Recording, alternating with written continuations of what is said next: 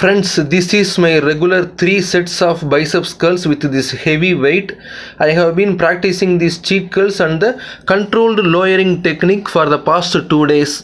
As I had said in my last video, now I feel I am able to lift it easily and lower it even with some control instead of just dropping it down.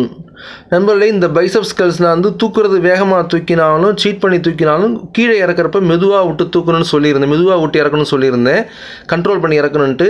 அது பழகினதுக்கப்புறம் எனக்கு இது கொஞ்சம் ஈஸியாக இருக்குது. இப்போ முன்ன மாதிரி அந்தளவுக்கு மூட்டை தூக்கிற மாதிரி தூக்கி எறிகிறது இல்லை, உடறப்பையும் டமால்னு ஓடலை. இது ரெகுலராக நான் பண்ணுற 3 செட்டு 8 நம்பர். அதனால் ஓரளவுக்கு அந்த டெக்னிக்கு கொஞ்சம் கை கொடுத்துருக்கு அப்படின்னு நம்புகிறேன். மிக்க நன்றி.